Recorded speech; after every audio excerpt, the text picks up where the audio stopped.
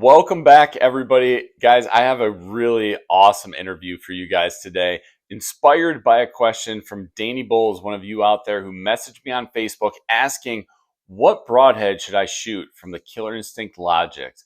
And instead of isolating this question to just crossbows, and instead of me tackling this question myself, I thought we'd ask the broadhead testing guru, John Lusk, how he goes about selecting a broadhead and how he developed his broadhead testing method. So sit back, relax, and enjoy this interview with John Lusk.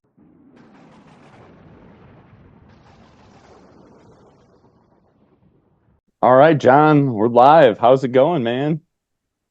Hey, it's going good. It's good to see you, Matt. I think the last time I saw you was at the ATA, right? Yeah, yep.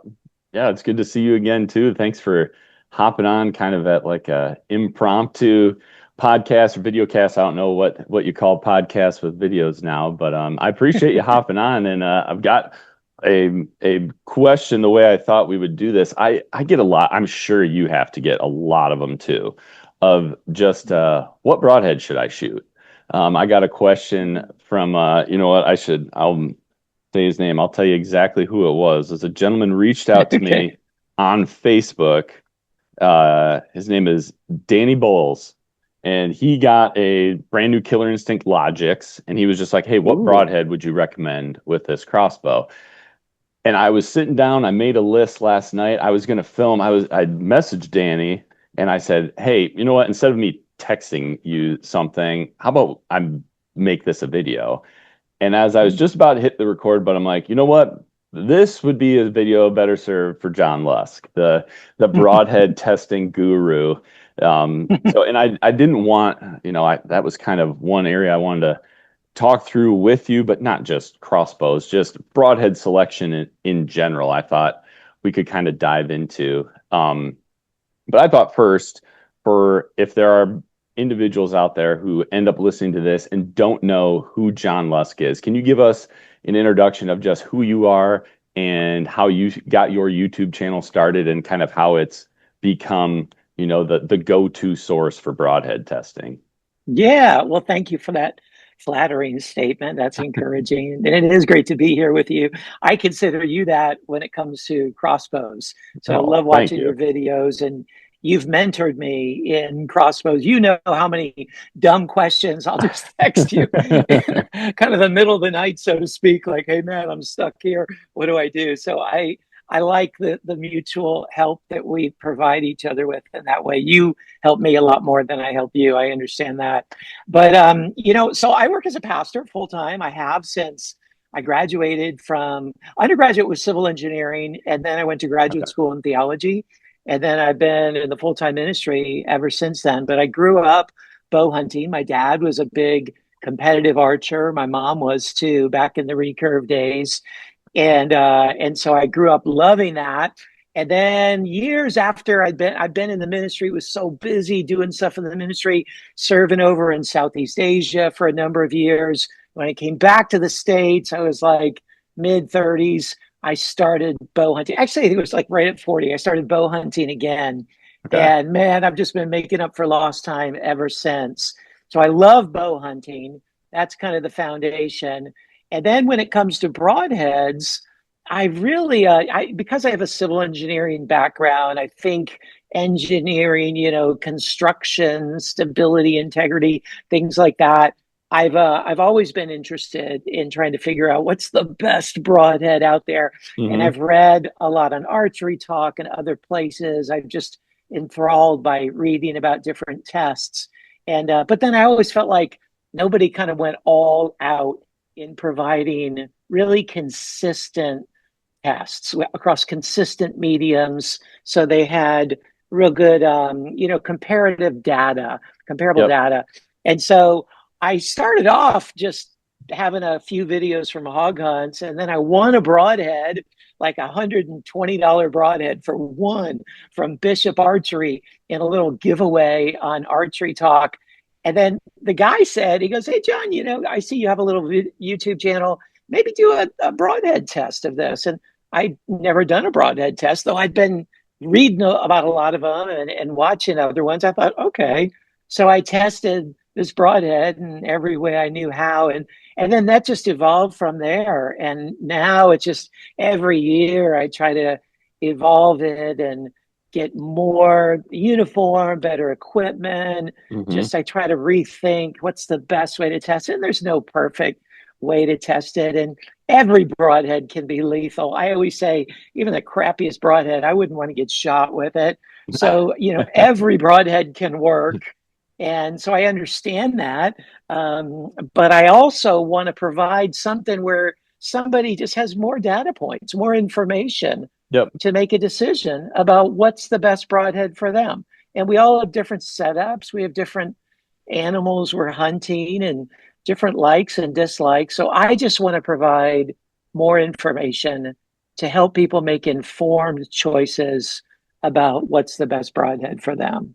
No, and I think honestly, you do a great job. I don't know if when we've chatted at ATA, if I mentioned, and one of the things I like best about the way you do it, and like you said, no test method is perfect, and on-game performance can be different, or how animals are built can be very different. So it's all, a very dynamic fluid, like no two shots are probably going to be exactly the same. But I True. also am an engineer. I'm a mechanical engineer in the medical field. And what I like most about yours is it's apples to apples. Each broadhead is compared, the same test sequence, the same. You're comparing them right next to each other, and that just really it gives you a good sense of if you're trying to pick between a couple or see how they perform. It's not a varying test setup. So I love that you have a Yeah. very structured, methodical.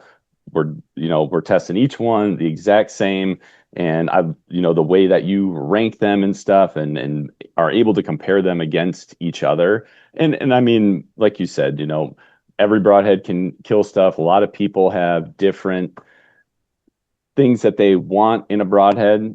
But I really like how you have a very structured approach, an unbiased approach, and it really is just let the data speak for itself, comparing them the same way, apples to apples. And that's kind of what, I was interested in, is also just kind of how I guess, what your test setup is for those that don't know, and maybe how it's kind of evolved over the years Hmm. as far as what you've done to test these broadheads. Could you, kind of speak on Yeah. that? Yeah, that's a good question.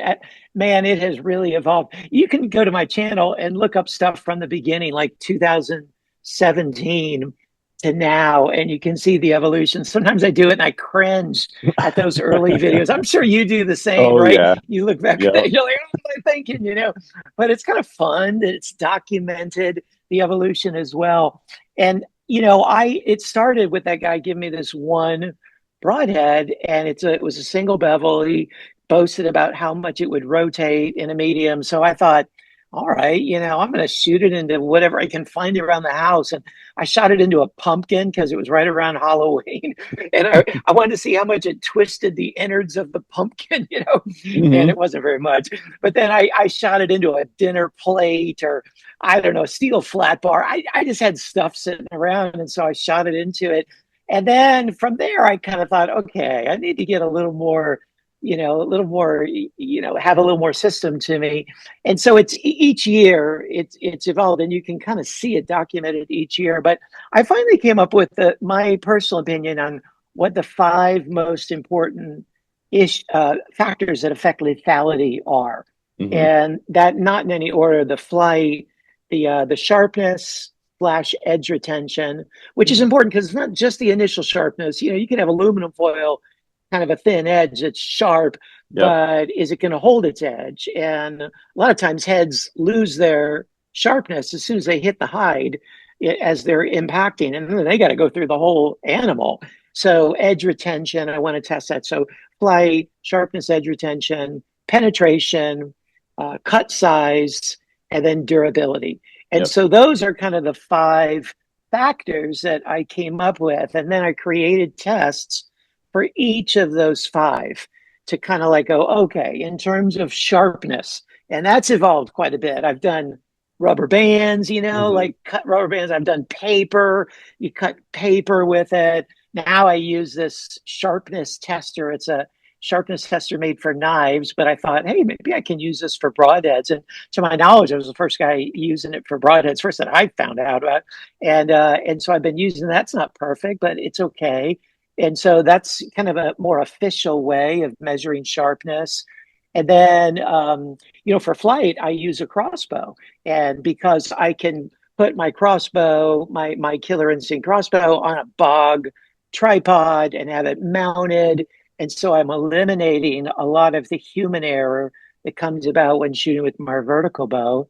So I use a crossbow for that. And I was afraid to kind of offend a lot of my vertical bow audience, but I also wanted to pull in a lot of my combo or crossbow friend audience. So it's been Yeah. a good experience with that. And then I have different ways that I test the durability, like in MDF. You used to use plywood, but then there's the knots and there's the grains, and it's inconsistent. Or MDF, medium density fiberboard's a little more uniform than that.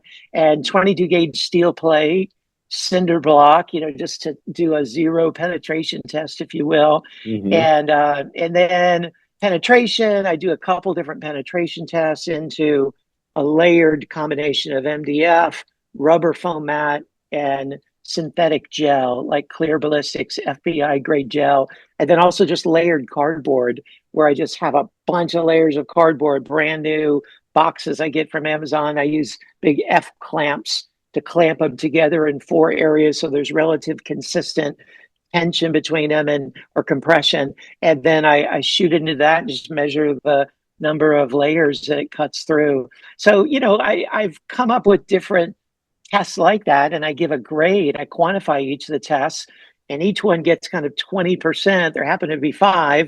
Hmm. So on a 100-point scale, you can get a grade of 100, or Yep. a 90 or something like that, and kind of attach a letter grade to it, if you will. And judging by the trophy pictures in the back, there's been a lot of animals that you have harvested with an arrow. Has Yeah, your yeah, this is all bow and arrow. I Man, you got know. to see this. So this is my grizzly bear right there.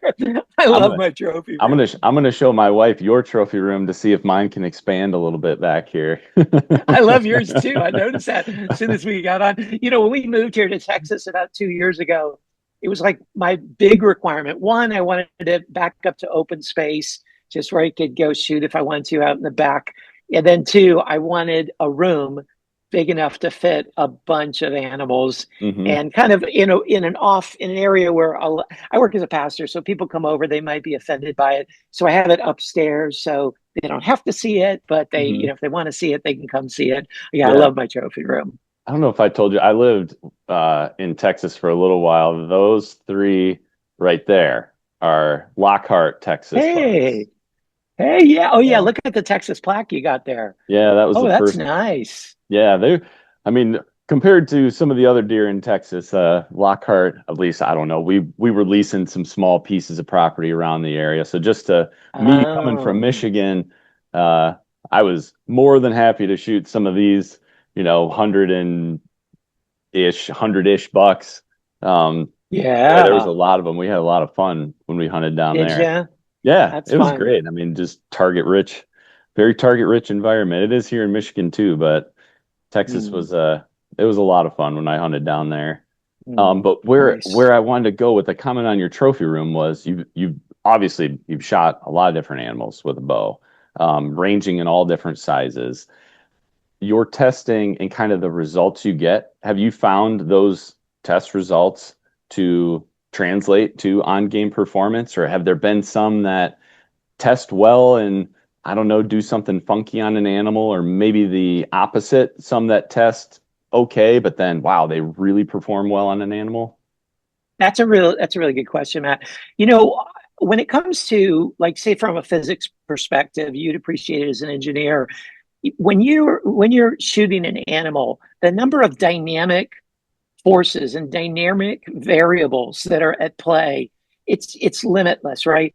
I Hmm. mean, you've got the shot and the ambient conditions, the wind and the distance, and then how that animal moves when Yep. it's hit, or right before, oftentimes, whether you realize it or not, because I see it with my slow motion shots, that the animal moves right before the arrow gets there. And then its own individual anatomy.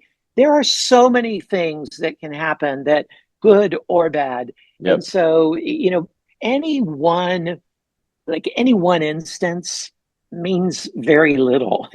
And that's one of the problems, is most people's determining factor of what broadhead to use, if it's not what's endorsed by a celebrity or the cool writing on the package, it's based on asking their buddies. And their buddy, whatever the latest animal they harvested that worked really well, well, that's the best broadhead in the world. Or if they used a broadhead and they didn't get the animal, they're like, that broadhead sucks.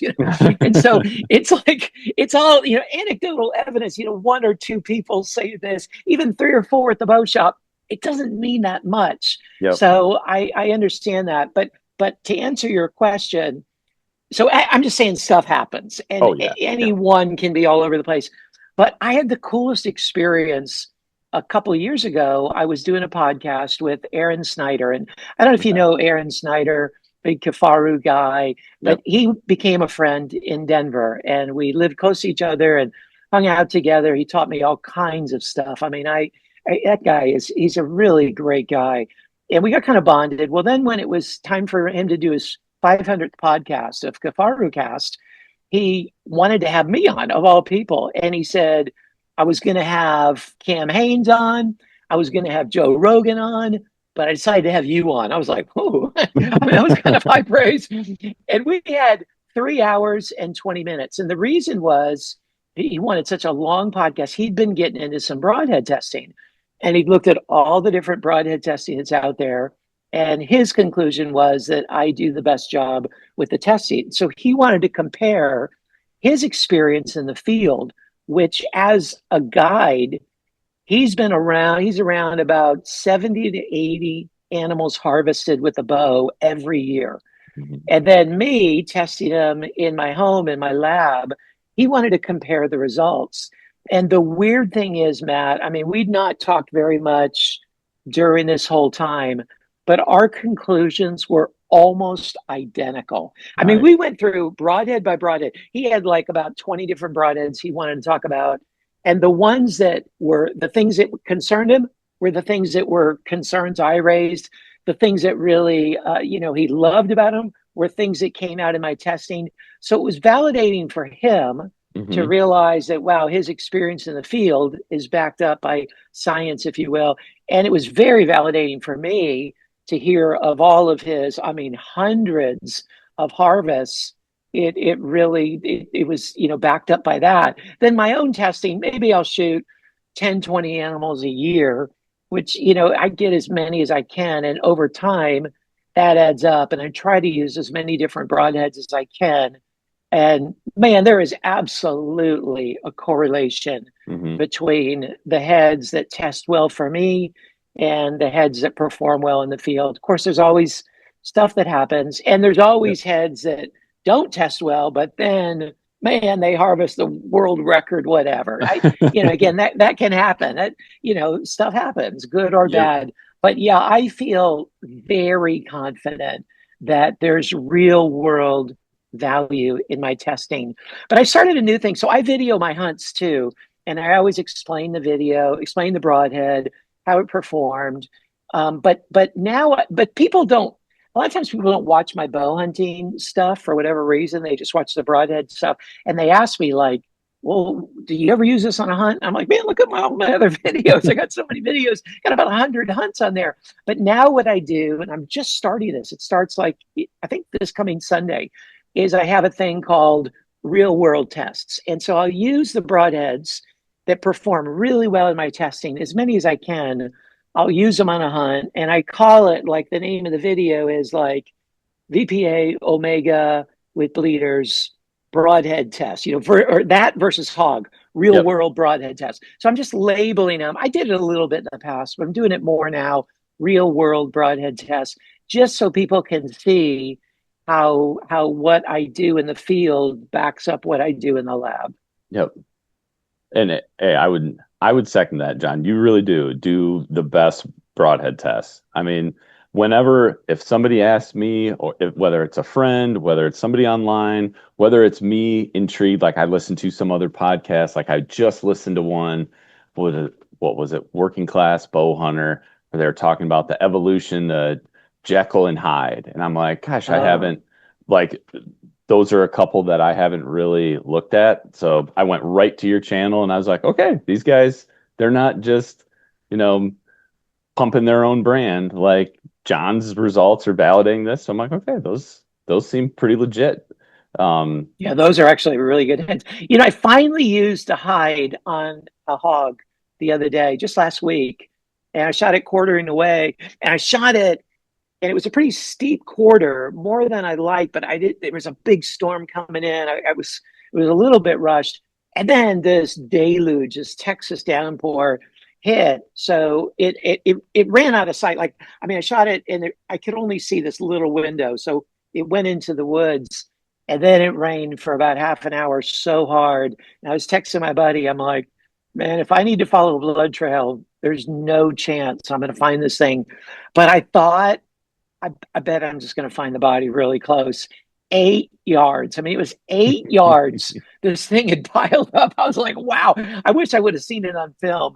But that was with the evolution hide, the hybrid version, because yep, Dale Perry designs those, and he did Gravedigger for yep. so long. He was the original hybrid guy, right?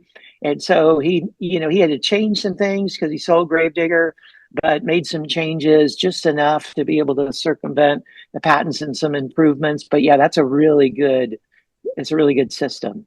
And you hunt, I'm assuming both mechanical and fixed blades, a big mix as far as when I you're, do. yeah, I would say, honestly, man, I would say in recent years, of course, it depends on the animal, but I'd say it is a good mix. I'd say I probably have taken more with mechanicals in recent years than with fixed. But say, like in the last month, I've gone on 2 hunts, harvested 9 different animals, like what, 6 hogs, and then 4 exotics. And in doing that, was it 4 exotics, maybe three exotics, and 7 hogs, 3 exotics. And in doing that, it was probably pretty even fixed and mechanicals for these, and I was so glad to get to use some heads that I just have been wanting to use in the field. And Texas is great for that, with all these exotics and, yeah. and hog places and stuff like that. And I can't, with all these surgeries I've had, I'm so limited in how much I can move around. But again, Texas is nice for that because they have some ranches where you don't have to move as much. You can go out to a blind or something, or do some gentle stalking. So I've been doing that. But yeah, it's probably on this hunt, it was probably 50-50. And the heads that I used were all ones that had performed really well for me. They're like in my top few, Yeah. and they all performed extremely well. But there were some fixed blades in there that I was like, oh my gosh. And I used Crossbow for some of them as well, because Oh, I nice. wanted to see with the Logics, I wanted to see how they did. I used the Logics combined with, let's see, what was it? The Omega. Like I said, the Omega Okay. 125 grain with bleeders and short little fat. I mean, the blades are 0.091 inches thick. Whoa. I mean, almost a tenth of an inch thick of S7 tool steel. Hmm. That head wasn't made for a crossbow, man. And then and I shot that hog at 30 yards. He was bedded. And I don't like to shoot bedded stuff, but he just wouldn't get up. And I pretend I was in the middle of a whole group of hogs, and they all just like they bedded around me. I saw them way up ahead. They started coming toward me, and they all bedded around. So, but I wanted to get closer, so I got on all fours like a hog. And Yep. I just thought, let me try it. And so I was walking with my head down like a hog, and they didn't care. And so I got within 30 yards, and this biggest one was bedded, quartering away, and I knew because my crossbow, I had like a 685 grain bolt, and I knew, okay, I'm generating some serious momentum. And Hmm. I aimed smack at the shoulder because I knew I could. And oh my gosh, I wish I could show pictures of the blood, the devastation, this four blade single bevel head, it rotated, it just jacked up that leg. It broke it into, I mean, it shattered it Hmm. into multiple pieces and went right through. And I mean, it was just impressive. But that Logix, it zings an arrow. I did that, and then I used the new Annihilator Katana, Okay. 125 grain, another new fixed blade, and I used it on a hog. And I came up on this hog, and I'm stalking, and I see one bedded right in front of me, like 20 or probably 30 yards at the time. Like, and he's just facing me a little quartering away, like kind of like that. Hmm. And he's just bedded there. And I got a tree between me and him and got as close as I could. Then there's nowhere else to go. And I got on my knee with my crossbow and I just stuck around the tree. And I put the scope like right his it was like flat this right between the ear and the eye. And again, I knew I could with that crossbow and that heavy bolt, and it went all the way through. It came out the back end as he ran away, and needless to say, he didn't go far. But man, that Logix did really well, and each of those broadheads looked brand spanking new Hmm. after the test. So it was kind of fun to do that. Oh, that's awesome. Yeah, Mm-hmm. I haven't done a ton of broadhead shooting yet with my logics, but there's a there's a handful that have, I mean, whether it's a compound bow or a crossbow that have done awesome for me as well. And maybe this is a good kind of segue into, and I don't know how you would normally answer this when you get this question, and I'm sure you get it, or how you kind of approach it. But let's say Danny, instead of reaching out to me, he reached out to you. And whether it was the Logix or whether it was a crossbow or whether it was a vertical bow, when someone asks you, what broadhead should I shoot? What broadhead do you recommend? I guess, how do you systematically help them choose a broadhead? Yeah, that man, you ask really good questions. I really appreciate the thoughtfulness of it. What I try to do is I don't want to just give a quick answer. So Hmm. I usually and I like, it gets a little repetitive for me. They're asking me the same question, but for them, it's the first time they're asking it. So, Yeah. I got to try to remember that. So I ask them like, "Hey, what's your setup?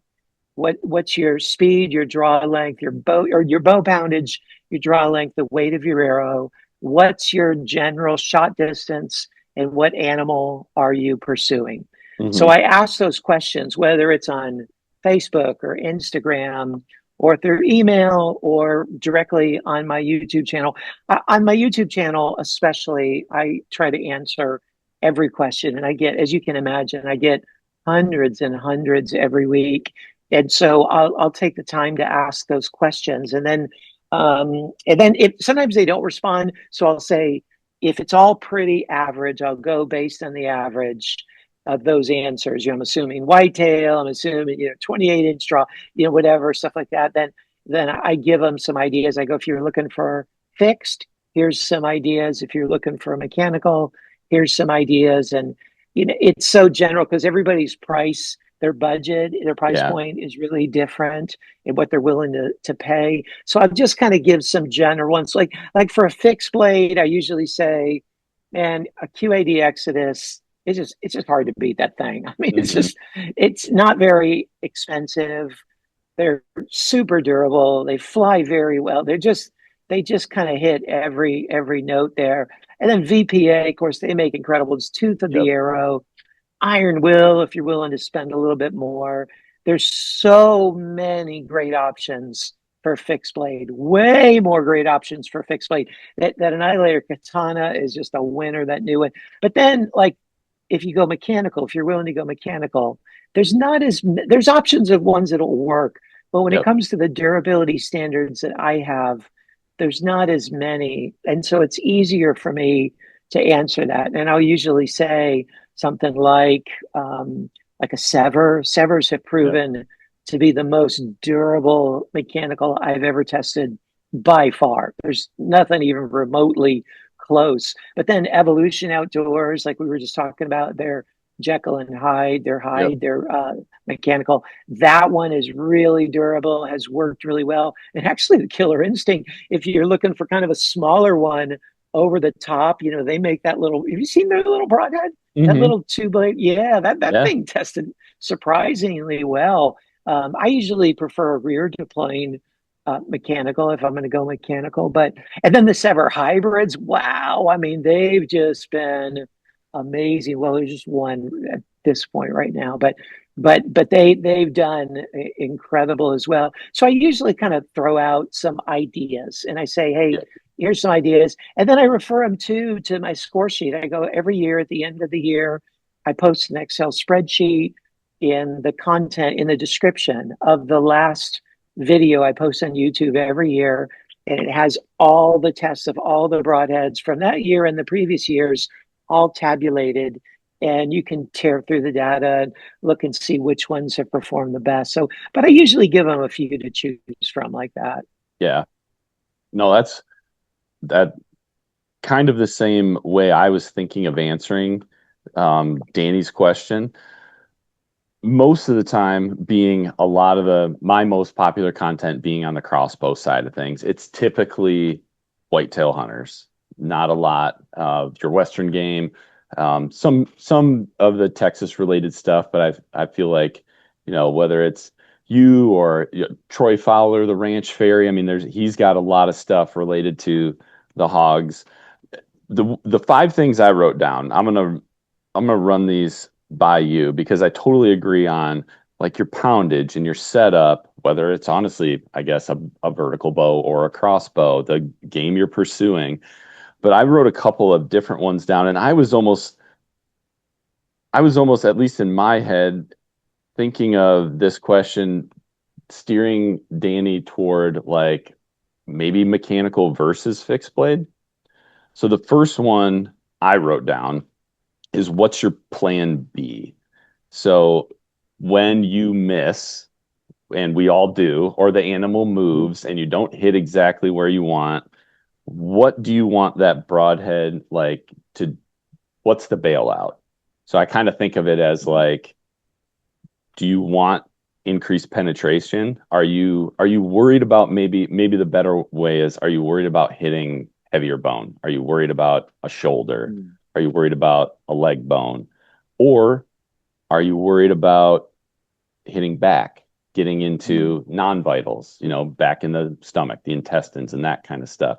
Because that's, I guess, for me, how when people ask me, what should I shoot? Usually the first thing is a fixed blade versus a mechanical. Is like, should I shoot a fixed blade or should I shoot a mechanical? And I kind of like the, well, what are you worried about when you don't hit the right spot? Because if you hit the right spot, I mean, this, you said it, basically every broadhead will probably kill a deer or a whatever the game is that you're looking for if your shot is perfect. But so that was one where I think people need to, instead of just mechanical versus fixed, like what do you want to happen, or what are you worried about when you miss or if the animal moves?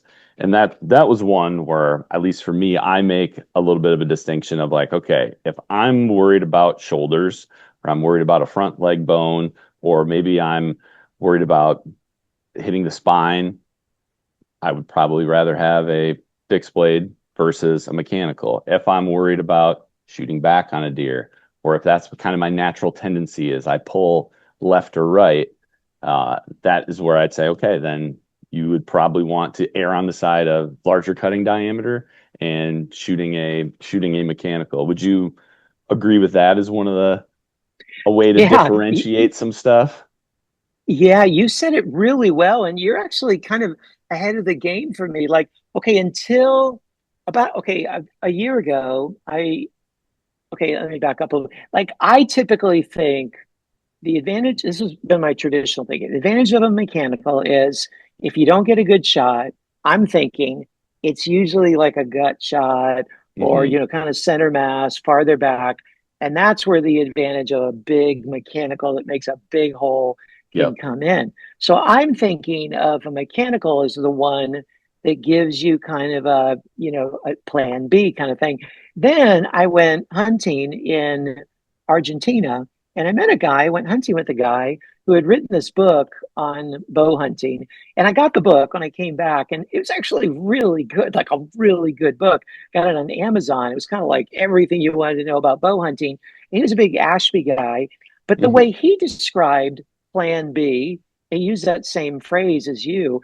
The way he described it was Plan B in his mind, hunting elk, was you're hitting a heavy bone. Hmm. And so when he's talking about, it's not about just what you said. He goes, it's not about what the broadhead will do under ideal conditions. It's what do you do if it doesn't go well? And I'm thinking, yeah, that's where a mechanical comes in with a gut shot. And then he's like, that's where a smaller fixed blade comes in with a shoulder shot. And I go, oh, I suppose that's a different plan B. So you said it really well. And it wasn't until recently that I had to realize, or I kind of realized both of those are problems that happen. And I would say maybe in the whitetail woods, for my thinking, I think probably there's probably more gut shots than not. But maybe that's not true, and maybe there's just as many shoulder shots. Or in the elk woods, I can see why there would be more shoulder shots and stuff. But yeah, so then you go. It's just what you said. Like you go. So do you go extreme this way or this way? It's so you did it well to ask the question, which is your plan B that you're planning for? Like that is a good way to narrow it down. And that this a lot of what, you know, me being a whitetail hunter, me having, shot some great animals on awesome hunts, and me having the sorrows and the Mm. what the heck happens and the long track jobs and the animals that weren't recovered. This is, I guess, kind of my thought process a little bit as far as how I've evolved a little bit as a bow hunter, or how I look at broadheads, just because it's primarily it's always been whitetails.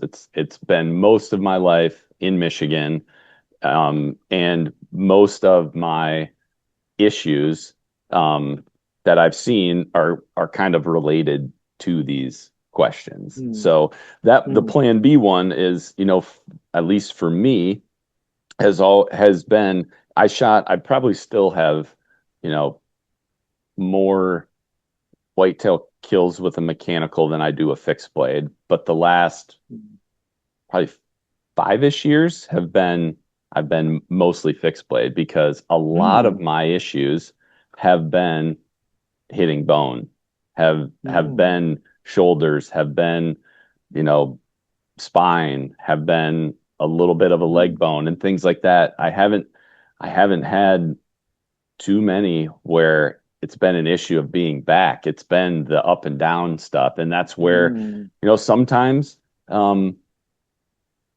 mechanicals were okay.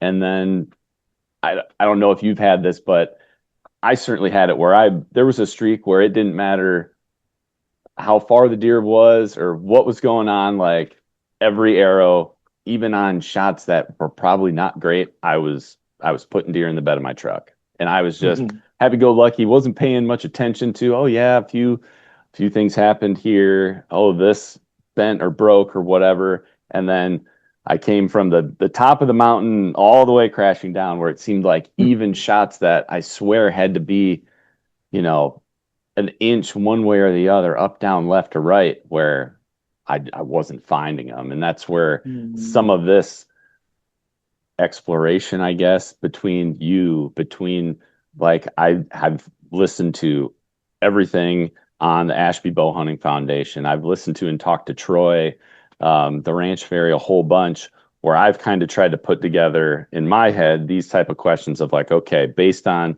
what I hunt, how I hunt, what and how I miss, or what happens, what my plan B scenario is, uh, what would work best for my equipment, my style, and I guess just the typical scenarios that I encounter. So that is one. Is just what Yeah, is can the I plan? interject something there? I Yeah. That's such a good thought process. I I find myself like if like say on these hunts I went on recently, I have some fixed blade, I have some mechanicals. I notice I aim differently based on what broadhead I have too. Okay. Knowing one will give me a little more comfort one way or the other. Like when I'm using a small but really tough fixed blade head, I'm tucking it tight, man. I am like, Yep. I don't mind if I hit like right in the, right in the, even if it's away from like in the bone. I'm like, okay, I know what that this broadhead can do. Whereas I'm using a mechanical, I go, man, I'm not afraid to push it a little bit farther back. And Hmm. so I do notice even based on what I'm using, gives me a little more comfort to lean one way or the other. Yep. Yep. No, 100% agree. And that kind of along those lines, something that I never did before, which was kind of what was going to be my second um, question to this individual, Danny, was do you or are you willing to like tune your setup, being whether it's a vertical bow, your bow, crossbows, they're really, at least what I've found, like, especially with the killer instinct stuff that we shoot, there really isn't a lot of bow tuning, but there is on both the crossbow side and the vertical bow side, there's arrow tuning that can be done that can greatly increase your accuracy and your broadhead flight. Something I never did before, where when I would try a fixed blade, just slapping it on the same arrow I was practicing with, oh man, this thing flies. This broadhead doesn't fly good at all. It flies like, look at it. I'm spraying all over this paper plate at not even 20 yards, 30 yards, whatever. And it wasn't until this was from kind of some of Troy's stuff as far as like arrow tuning, bear shaft tuning. Then a lot of it, once I was like, wow, light bulb kind of went off. I'm like, wow, look at how well I'm shooting with this. I removed the Mm, human element of it. There's no reason this shouldn't work for a crossbow. And then mm, seeing those results of a lot of times, not just the plan, the mechanical versus fixed, the plan B of big cutting diameter versus something that is smaller, like more likely to go through bone. I think a lot of people too, there's the flight aspect of it, of fixed blade flight versus mechanical flight. The mechanical, like mm, if somebody answered, no, I don't care about any of that. I think that's a waste of time. I'm not going to do it, or I don't have time. Then I would say, okay, I would lean on the mechanical side. Like if you're just with how much more aerodynamic they are versus a fixed blade. mm, And I guess what I've seen and the effort I've needed to put into getting a lot of them, I shouldn't say a lot of them, getting them to fly really well, not just mm, good, not just pick a broadhead based on how it flies, just slapping it on an arrow, but being able to have an arrow and a bow setup or a crossbow setup that you can interchange broadheads and fixed blades, and they're going to fly pretty darn close to your field points. So that was mm. my number two. I don't know. Do you do a lot of your own bow tuning, arrow tuning, stuff like that, and see um, better results, I guess, with your broadheads when you I, tune? I do. I have a buddy that helps me tune my bow, and he's just so good. I just, if I went after it for years and years, I wouldn't ever catch up to him. He's just so good. So he's nice enough to help me in getting my bow really well tuned. And once it's really well tuned, and sometimes I'll do my own bear shaft tuning as well. Matter of fact, I'll keep one arrow in my quiver, not when I'm hunting, but just in practice, Yep. that's a bear shaft, just to make sure. Really, I'm checking my form, but also just the tune to make sure it's there. But once they're flying really good with through paper, and not just paper, but different distances with paper, and then with bear shaft, then pretty much whatever broadhead I put on it, it flies well. Like Yep. it takes a bit to find a broadhead that doesn't fly relatively well like that. And I mean, I shoot out to, distances. At long distances, I can notice one's a little more forgiving than Hmm. another, but under 30 yards and under, like pretty much all of them are, they're within my margin of error. Yep. And so I feel pretty good about it. But yeah, I do believe in practicing a lot.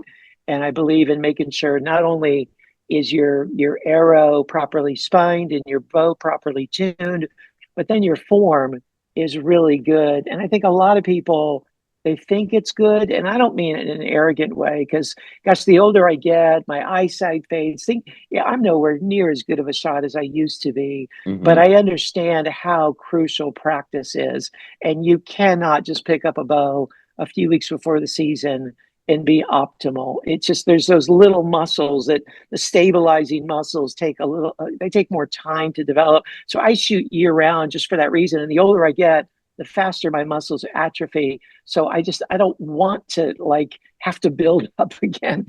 And so but I find that if my form is really good and the arrow's all tuned and everything, and the bow's tuned, the arrow's properly set up and good FOC, then I feel pretty comfortable with any fixed blade head going on there. But even then, I recognize in a hunting situation, there's a quick shot or there's a nervous shot. I'm Hmm. still like a little kid with my nerves, man.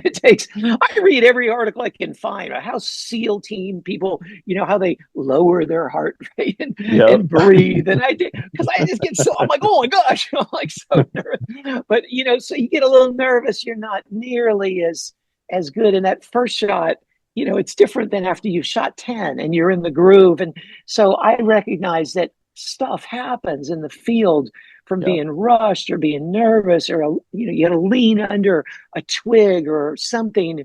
So that's where I really do heavily weight the benefit of a mechanical, Hmm. not because I'm not a good shot, not because my bow's not tuned, not because of all that, but because it just gives me a better a margin of error. It just does. And so I see people a lot of times, they'll comment like, I don't know why anyone needs mechanicals. All you got to do is tune your bow and you can shoot anything. And I go, yeah, but when you're nervous, when you're rushed, if it's really windy, all those things are factors that, man, that mechanical is going to be a bit more forgiving in flight. That could make all the difference. Hmm. Yeah, absolutely. And I want to, I guess, reiterate a point that you made on having one arrow being a bear shaft and for you to check kind of your form and stuff. That is one thing for me as well on the vertical bow side of things. I have always, I don't know why, but grip pressure and facial pressure have always been things that, like, if I start shooting bad or if I, you know, feel good and I'm shooting well in the yard and field points on fletched arrows are kind of masking my issues, and then I go to shoot my broadheads and I'm like, man, what the heck? If I take that bear shaft out and I shoot through a piece of paper, I can instantly tell, like, okay, you're doing something because you've bear shafted these arrows before, and I usually get them spine indexed, with a mark on them from, I shoot a lot of the serious stuff. I have them do that, but I still bear shaft them to just make sure. And I'm like, look, serious tune this. You tuned this a while ago. There's no reason you shouldn't be shooting a nice bullet hole at 5 yards through this Mm, piece of paper. You're doing mm. something wrong. And then having to just go back and figure that out. Mine is always, it's either my grip or it's how how much facial pressure I'm putting on the string and my kisser button. I think that is a phenomenal tip because that is one of the things that I also do just to clean up, before you start making adjustments or before you start being like, this broadhead, like that's one of those ones where your field points and fletched arrows are probably, they're correcting things that you're doing very quickly and you're maybe not seeing them, and then you put a broadhead on, especially if it's a fixed, and you're seeing erratic flight or you're seeing things change or you're not hitting the same spot. That is a fantastic tip of don't blame, at least not yet, maybe the front of the arrow or what you changed on the arrow, but take a step back and take a look at what you're doing. And bear shaft is a great way, I agree, to do that. I'm And glad see, you you brought made a that good up. point. Thanks for reiterating that. Somebody else taught me, so I didn't even think of it. But I have come to do it. But someone that shoots as much as you, I mean, it's like you just it's your life in many ways. I mean, you shoot, not your life, but I mean, it's your passion. And so you shoot as much as you do, but you recognize something can get a little off with your form and you don't even know it. Hmm. And that's where I think a lot of people misjudge how bad their form might be. And when they'll say, "Oh, that broadhead sucks. That broadhead doesn't fly." Well, those don't fly, and my bow is perfectly tuned, and I have really good form. I try to be really gentle because nobody wants to be confronted about their pride or anything like that. But I recognize, I'll just share from my own life. Like, man, as much as I think I'm a really good shot, I just get deceived. Well, you said grip pressure. I mean, I can rotate my knuckles the tiniest little bit and Hmm. I can make that tail of that bear shaft go anywhere. It's overwhelming how little of a tweak it takes Yep. to make it totally different. So Yep. yeah, I'm with you. All right, I'm going to give you my number three. Okay. This is one that I was alluding to, my high shots, my shoulders, my Mm. spines, my that stuff.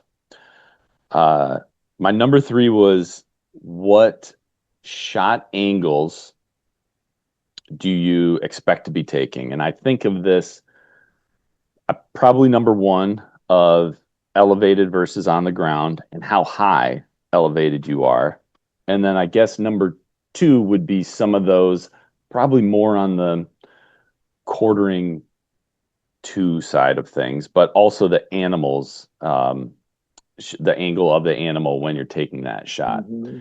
So I Uh-huh. struggled with, I still hunt. I hunt both on the ground and I hunt elevated. I used to hunt really high. I used to love getting up above the sight line, get up as high as I can. And man, it is tough, especially when deer get in close, to not hit bone shooting down through them. I mean, Mm.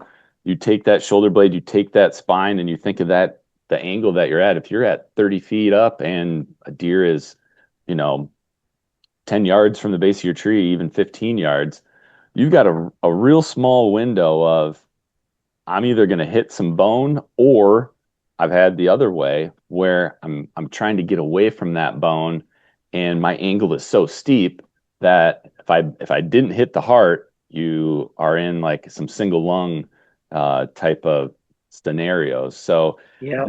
Yep. that's one too where um I started leaning, well, one, I started leaning a little more on the fixed side of things, but two, I just simply started hunting lower, like Mm. 15 feet instead of 30 feet, Mm. tucking myself Mm. into stands that were, or trees that were, multi-trunk, or gave me better Mm. cover and not needing to get up as high, like in a Mm. telephone pole type of a tree. But I think, to Mm. me, that is one that if you do intend to hunt really high up, and I know now, from the time that I used a lot of the mechanicals that I did, that things have gotten a lot better. But I think that's one to consider, where if you do want to be very elevated and you do, you might have some very steep angles down, considering that, as far as leaning more, at least in my opinion, on that, like, penetration. Plan B is bone related. Plan B is maybe a little less um, hitting back related. And flip side of that, going down on the ground, where you have a great, I mean, honestly the best of shot opportunity, as far as the amount of vitals that are exposed and the amount of bone Mm. that is not. If you're up high in a Mm. shoulder or a spine, um, on a deer on the ground, like, a lot of times, if you don't break it, like, you're probably your path of going through that animal, even if you punch through a little bit, is probably not, what's gonna kill it, whether you have a fixed or whether Mm. you have a mechanical. So Mm. then having that big area, um, being down on the ground, I think, is one where you could lean a lot more toward, like, the mechanical side of things, having that margin for Mm. error on the left or rights, a little bit less bone to have to play with. And the shot angle thing, and I don't know, this is one thing I wanted to ask you, and this is one where I think mechanicals have have gotten better, at least with what I've seen. The thing that kind of pushed me over the, I wouldn't say like over the edge, but made where I was like, okay, I'm going to change something. This was at the bottom of my downhill slide as a bow hunter, was having, and I can't say for certain because I did not recover this deer, but what I think happened was a very stereotypical quartering away shot, 20 yards on a whitetail, with my compound. When I shot, I was watching the arrow fly. Everything looked good until it hit. And from what I remember, and that this is where, I can't say for certain because you probably had this where there's some blackout moments, or my story versus reality could Yeah. be could be skewed. But that arrow, instead of basically going through, which I started it a little back, aiming for the off shoulder, instead of going in a trajectory to that off shoulder, it almost like ran up the near side, the entry side, and got little penetration. I was encouraged at first because there was tons of bubbly lung blood, but Uh-huh. it turned Mm-hmm. into a 1.5 mile, multiple beds, one lung type of thing. Mm-hmm. So I don't know. This was again early. This was 6 years ago now at this point, and I think mechanicals have gotten better on some of the what would you say, like deflection, or if Yeah. Yeah. on impact type of thing. But Yeah. I do think that is one, and I'd love to hear your thoughts of just not only the vertical angle, and having to play with bone, but also just the shot angles of the animal, where a fixed blade head might lend itself a little better than a mechanical if you're thinking you might have to take some hard quartering aways or quartering twos. Yeah, yeah, that's a great observation. Sometimes I'll have two broadheads in my quiver for largely that reason. Not Mm, only that reason, it'll also be for a flight reason. Like if I have a really long shot or a really windy shot versus a short shot. But say like when I was going after a moose, and I'll get to your question, your observation question, down in a roundabout way. But when I was going after a moose in Newfoundland a couple of years ago, I thought, okay, if I'm calling the moose, and we're going to be doing maybe some calling, it's kind of pre-rut, but might do some calling, and it's coming in straight on, I might get a frontal shot. And hmm so for a frontal shot, I wanted a really tough fixed blade. So I chose an iron will single bevel, the hmm original size. And I thought, okay, that's good. Then I thought, okay, but if I have a broadside shot or a really far shot, a follow up shot, a windy shot, then I want to use a Sever 1.5 and a 1.5 because I don't want 2 inches. I want a great penetrating mechanical to give me good shot forgiveness, fight forgiveness. Well, the animal is coming in. He's coming in like coming to calls, but then he turned broadside. So I had my iron wheel all ready for a frontal shot. He turned broadside, and I'm like, dang it! I wish I would have had my mechanical, but it didn't matter. I drilled him. It was a good shot, but he ran off 70 yards, paused, and then I already had a Sever mechanical loaded, and 70 yards with that, boom, just hit him a second time with that. And it worked out really well. I've hmm done the same thing, like if I'm in a tree, say in Iowa, and if I'm hunting bucks, a big Iowa buck in a tree, and I'm going to a tree stand where the trail is kind of close to my tree, I'm using a different broadhead than if I'm on the ground or if I'm in a lower spot or hmm if the trail is a Yep. little ways away. Just like you said, I want maximum penetration from a small, like a tooth of the arrow or something, a small fixed blade head, like an Exodus or something, not too small, but a good penetrating head. I want it if I'm going to be shooting at that kind of angle. But if I'm hunting in a few different places throughout the day, then I have both in my quiver. I'll have a mechanical in case I have a little bit a distance away. I'll have a fixed blade in case I'm more straight down. And then, and so I'll use two like that. And I'm comfortable enough using two. And I make sure that neither one is so extreme that I'm hosed if I use it. You know what Yeah. I mean? You don't want to be Yeah. like, well, dang, now I'm stuck, with my pants caught down. Like, it's not like that. Like, both of them will work, but one has a superpower that lends itself to a different situation. But just with what you're saying, or a quartering two shot, or something like that, I try to do that same thing.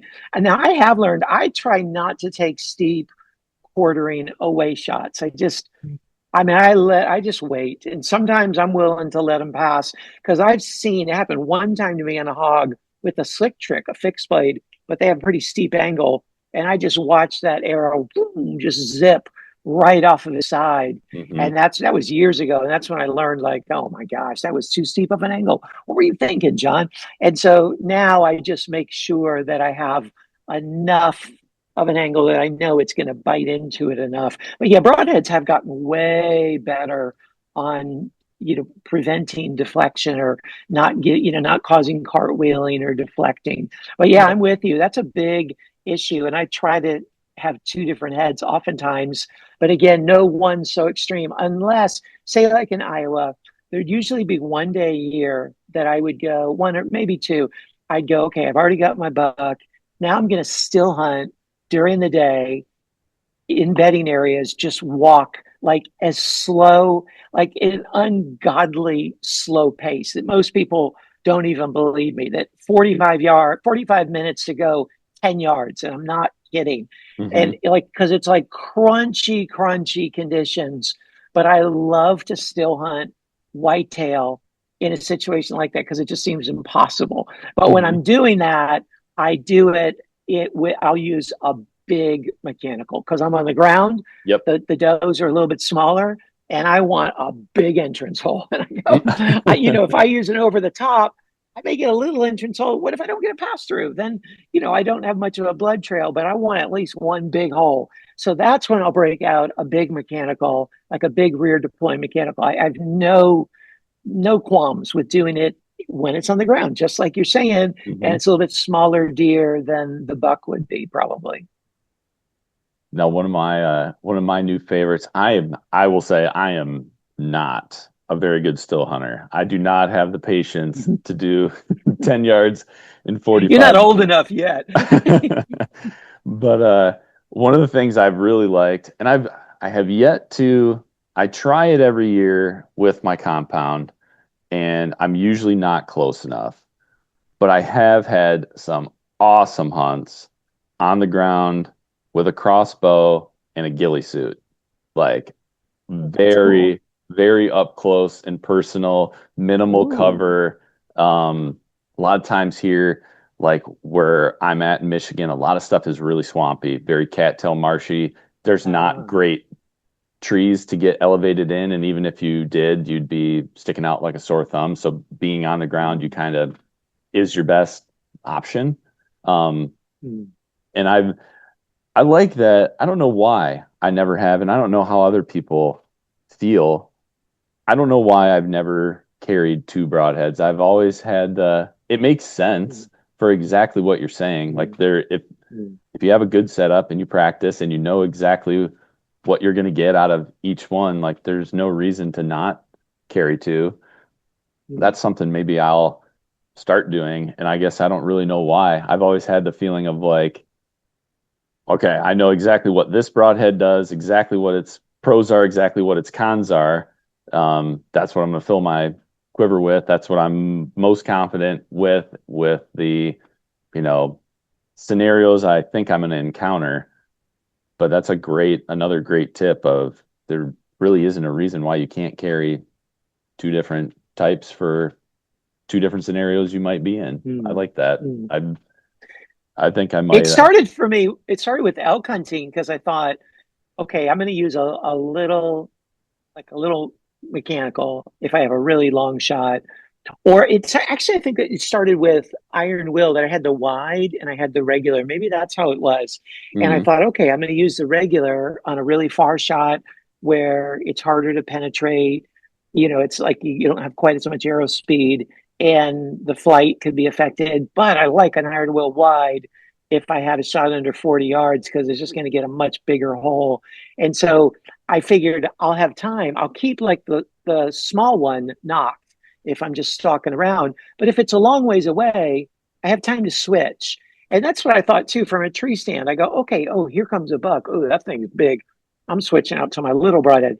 But again, you what you don't want is I don't know which one to use. I don't know. You're like Yeah. panicking. You got to be confident that both of them, either Yep. one can work. So there's no point in switching. But if you have time, or you're in a different situation throughout the day, and you don't want to run home and change broadheads, it's nice just to have both in there. So yeah, I found it works for me. The other you alluded to cost.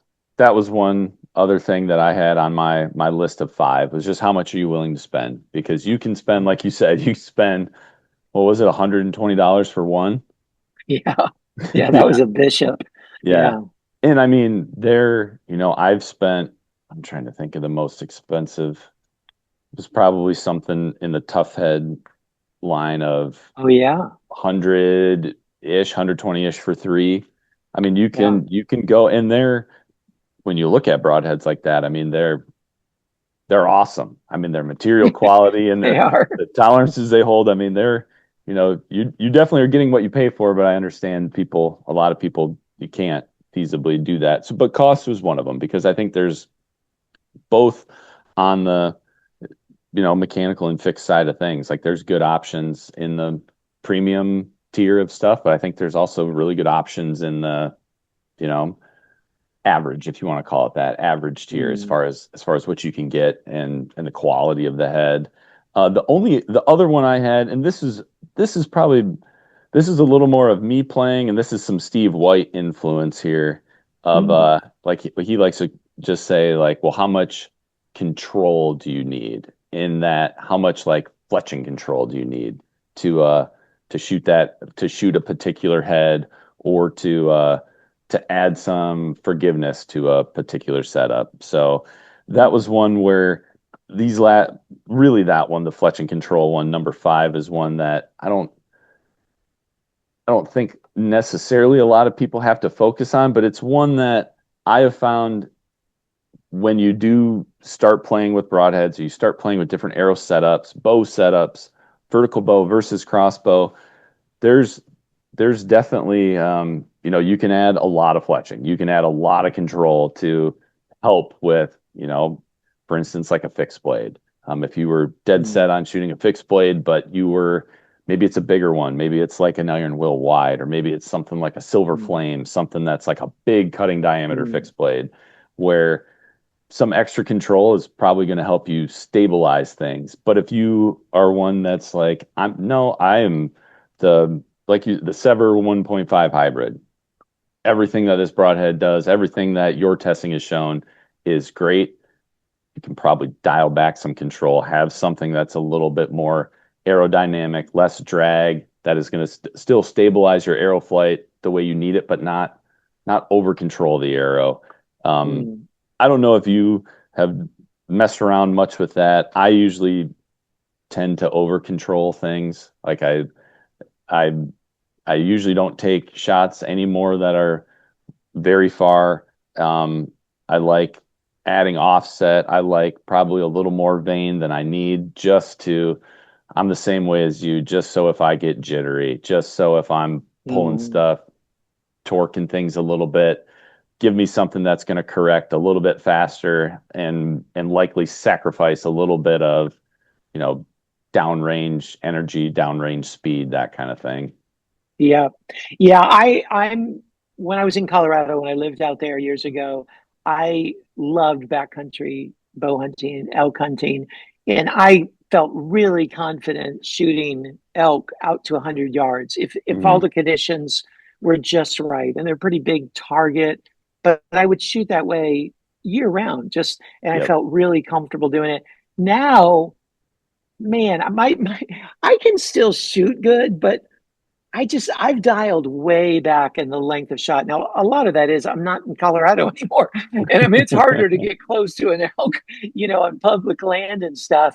But a lot of it too is I know my limitations and I don't want to push it as much as I used to push it when I was younger. And so I prefer it being under 50 yards. If Mhm. everything's just right, maybe I'll take one farther than that, but usually not. I like the challenge of trying to get in close. That's kind of what I like about bow hunting anyway, is Mhm. just the challenge of getting in close. But I typically I like to use a helical, and I'll usually use like an Arizona Easy Fletch Yep. type helical, 3 to 4 degrees or something like that. And I'll use blazers and I've tried four straight, I've tried four offset, four helical. I've experimented different things. And now I'm using AAE hybrid Okay. with like a 3 degree helical. And for me, it's just it's a good overall Yeah. thing. And so I like it. I don't mess around too much with that. I mean, maybe I should, but even when I was in Colorado and I messed around with it, I didn't notice enough of a difference to really make me feel like, oh, this is where the money is. So Mhm. it just wasn't ever my thing. But I recognize that other people really dive into that area and know a lot more about it. Mhm. Yeah, absolutely. So those are you kind of gave your your factors or the things that you would ask. I gave the ones I would ask. Are there any other ones that you can think of where if somebody asked you about what broadhead should I pick that we're missing, or think that covers No, it pretty I well? love the things that you added. That was really good things. I can't think of anything else.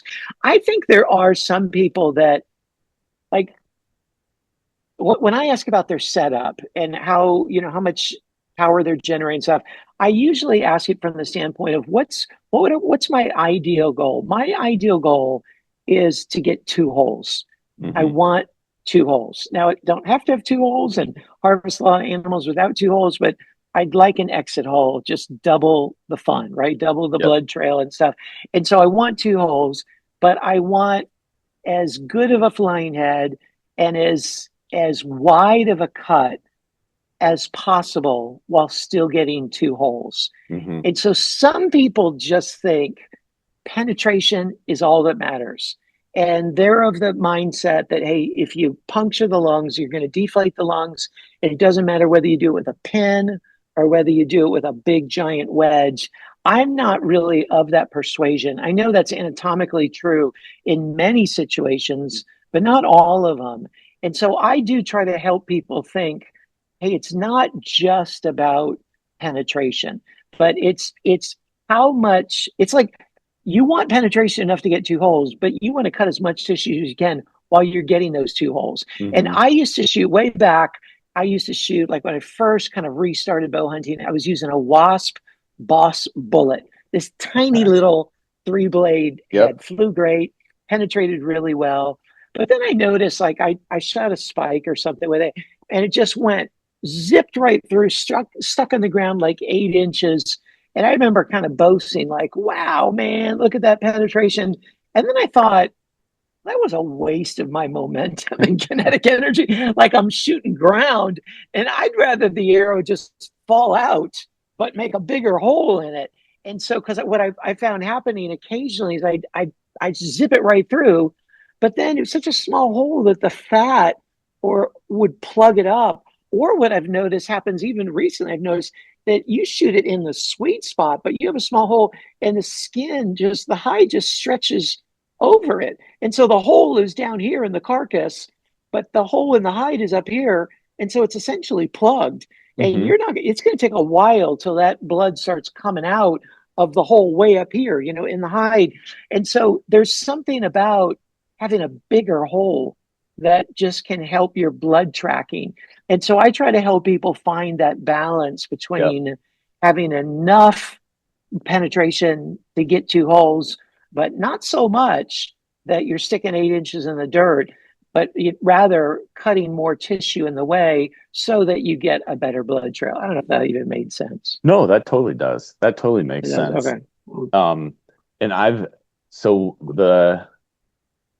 I've definitely, when I had shot mechanicals, that hitting them, yes, being able to get that big entry and exit and going all the way through, um, it was awesome. I mean, like it was absolutely awesome what you would see on the ground. how easy it was to find your animal, putting 2 holes in it and having a big cutting diameter. Mhm. But then I struggled on the high stuff. I struggled on those Mm. bones. I struggled on, um, Yeah. some of the, stuff where I felt like you know, I don't, I don't necessarily think no man's land is necessarily a thing. But when you hit high and It you're does not. seem like a thing. I know the articles say it's not. I see the anatomies. I'm like, but I punched a hole in it. I didn't find the deer. Yeah, I know what you're saying. Yeah, I've had sometimes I think, especially on the high angle stuff, the perspective you have of the deer and where you think the spine is and where you think you hit under Oh, it, you might actually be over the oh, top of it through the next. Because mm, we've had that. One of my buddies um, didn't recover a deer. Can't remember what it was called. It was a really cool app. I don't know if it was a Drury thing, but it was one where you could take almost like a 3D model of oh, a I've deer, seen that. I've seen it on TV. Yeah, I think it's a jury thing. They pull it out and they show that. Yeah, different and you angles. can Yeah. you can add like your, I don't know if it's still a thing or not, but like your tree stand height and your different Uh things, huh. and it kind of helps you visualize your trajectory of the animal. And that was kind of where we saw that, and I'd heard other people say it, but Oh, where it was like, wow, maybe you weren't under it, maybe you were over it. But I've had it too where yeah. I've just nicked it, been high, like caught maybe the bottom side of the spine and things like that. Um, where I've gone on the fixed blade side of things that I thought was kind of cool that I noticed, and I haven't had a lot of animals killed on this, but and I don't know if you've noticed this either. When even though the fixed blade, like you said, zipping through, burying in the dirt, I've seen a reaction, as long as the deer doesn't know I'm there, as long as it's not like I'm Mm, busted, I'm gonna try to get him to stop, and then I'm gonna take a shot where he's already, wigging out and trying to get out of there. When mm, it's when it's been like a surprise, having um, the smaller cutting diameter go in and out real quick, mm, having the mm, reaction to the shot be much less of like, oh, something hit me. I'm, mm. gonna run like hell out of here. Where I've Mhm, I've had it on the fixed blade side where it zips right through, and a few have been like a couple hops where I've almost thought I missed, and then they tip mm, over, or they mm, um I don't know, they don't react quite as bad. And again, this is, it's been a minute since I've shot a mechanical, but that's one thing I definitely agree on the blood trail side of things, as far as the mechanical having the obvious advantage. But mm. I've seen a little bit of an advantage on the reaction to the shot on the fixed That's a blade good versus point. the I had mechanical. that happen just last week. I shot a really nice ram, I call it a Texas doll, like a Texas Okay. doll sheep, and a ram. It was kind of a pretty one. It looked really cool. I thought I'm gonna shoot that thing, and I was using a katana, relatively small cut, and but I mean, I put it like in the sweet spot, and it did just what you said. It ran off with a buddy, and then right there, it ran straight away, so it was still in my good camera, which was nice. It ran like 20 extra yards, and it stand there, and they're both like looking around, and then it just it just did this spectacular fall on video, which is like yes, but it literally didn't know what hit it. It Hmm. was just what you said. It just zipped right through. Whereas if I shoot it with a big mechanical, if it hits a, I don't know, maybe it's what I hit. I don't know, maybe it's hitting a rib Yeah. or something. I'm not really sure, but I know it happens more with like a two blade kind of broadhead and a fixed blade. It happens more that way, more often than a mechanical. I've had it happen with a mechanical, but not as often as I've had it happen with a fixed blade. Yeah, I think I've seen it too, obviously, where you hit them big mechanical and they're not going, like they physically can't go far because it's just they're emptying everything in the tank really Mm, fast. And certainly we've we've seen it too, or my buddies and stuff too, where the fixed blade has, they've reacted no different than whether it was mechanical, whether it was whatever. It's all Yeah. variable, but that is, at least for, I would say, enough of a difference over the last 5 years, 6 years, whatever, to be able to say that I have seen a difference in some of the reactions on a fixed blade versus a mechanical at the shot. It's another one of That's those, I good. feel That's a like, good point. balancing acts too, of like, if Mm. blood trail is, having blood on the ground for you to follow is something that you want, that might lend yourself, more on the mechanical side of things.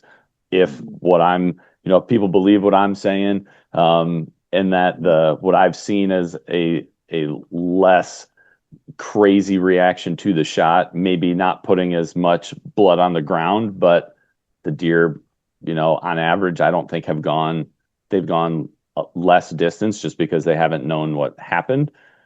Mm. There's maybe a little bit of a trade-off there as well. That's Um, good. so we went through all that stuff with this question. If you were going to give this person, Danny or whoever, 3 mechanicals and 3 fixed blades that you would recommend based on your testing and your hunting, and they could be based on performance, maybe based on cost. What type of broadheads would you recommend? Okay, that's good. And so is this a compound? I mean a crossbow? Is that what we're talking about? Sure, let's do a Is that crossbow what first, Danny said? maybe. And the only reason I ask is like when it comes to the mechanicals, I would lean toward a hybrid in some situations, especially with a crossbow, because you're generating enough speed and momentum to punch it all the way through. But Hmm. man, you're hard pressed to beat a sever hybrid. I would Hmm. say that, and they have the 1.5 hybrid out already, and maybe they're going to be having others in the future, but those are really really hard to beat, man. They're my go-to.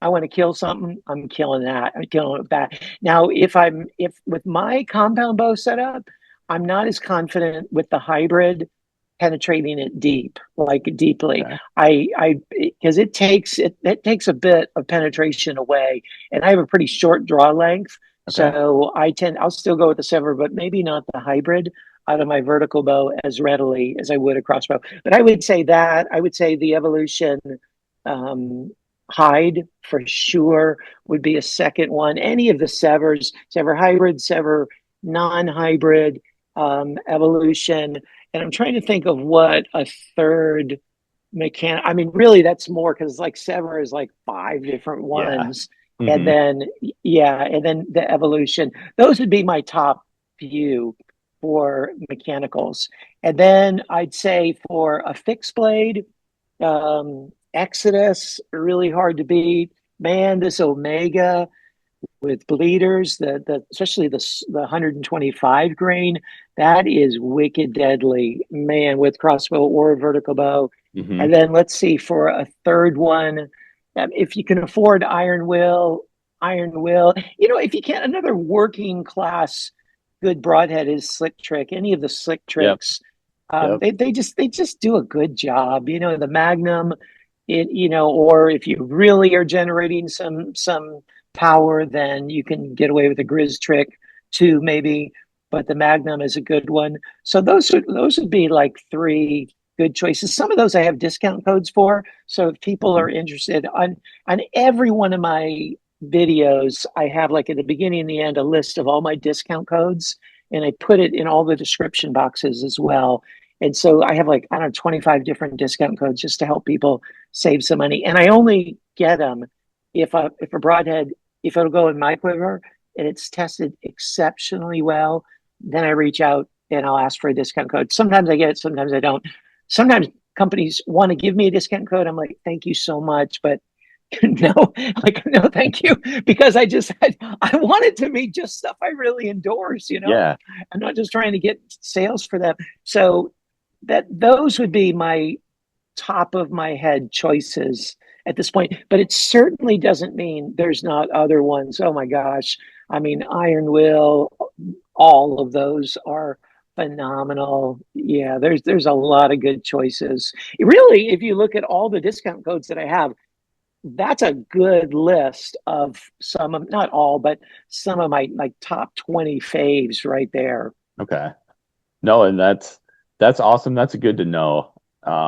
Not only on the discount code side of things, but those are kind of the John Lusk stamp of approval on those heads. And Oh your yeah, and the mechanic, new katana, the new Annihilator katana, I got to throw that in. That's brand new. Like that thing is tested so well and performs so well in the field. I keep forgetting it because it's kind of new to me, but Mhm. it's impressive. My mechanical list was the same top two as yours.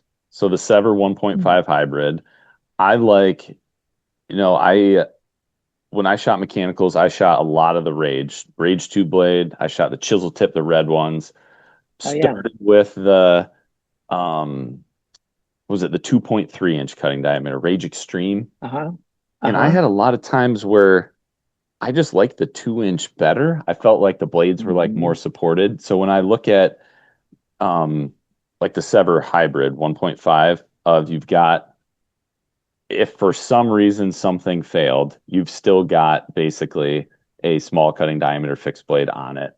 The not having a giant cutting diameter in the 1.5, I like that as far as the like having added penetration. That's one of those broadheads, especially related to your testing, where, me having the worry of hitting bone more than hitting back. That appears from your testing to be a broadhead where it's like, okay, if that seems like it could get through there if it had to. Yeah, Um, it's a best win-win, yeah, thing. yep. So that was my number one. Number two was the Evolution Outdoors Hide as well. And I'll be straight up too and just say I'm going off of my experience and what I kind of look for in a broadhead in your testing. I haven't shot any of these mechanicals, but these are ones that I would try. And I might, with you, kind of having that duh moment of like, why not have two different broadheads in your quiver?